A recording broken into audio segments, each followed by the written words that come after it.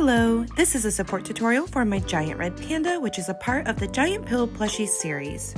To make the red panda's ears, you will need a 9mm hook, and we are going to be using a technique called surface crocheting.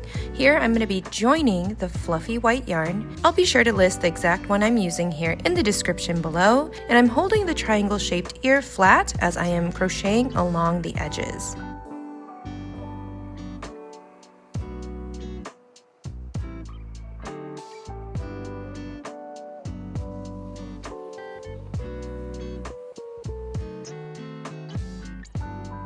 For the very tip of the ear, you will make a single crochet, and then you will work into the top again and single crochet there,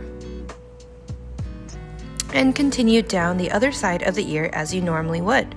You will not need to chain one at the very top of the ear, which is commonly used when you are working in corners to make it more pointy.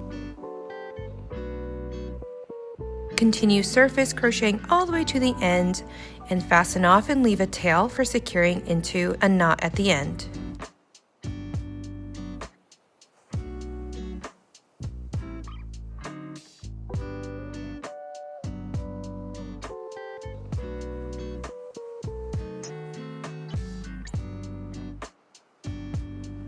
For the cheek fur, we are also going to be using surface crocheting, and here I have already marked out about 6 stitches with these stitch markers, so I'm going to go ahead and flip my head around and insert my hook through those stitches and join the new fluffy yarn. Here I'm leaving a short little yarn tail at the end to secure into a knot, and so I'm going to chain one, and that's going to act as my first single crochet stitch.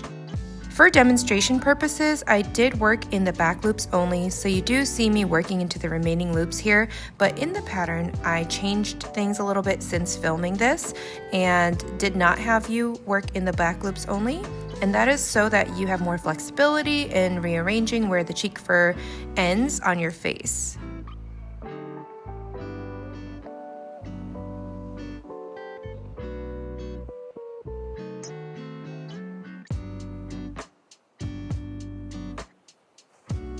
Okay, now that I have fastened off, I am going to bury these yarn tails and just secure them into a knot before weaving in the remaining excess tails.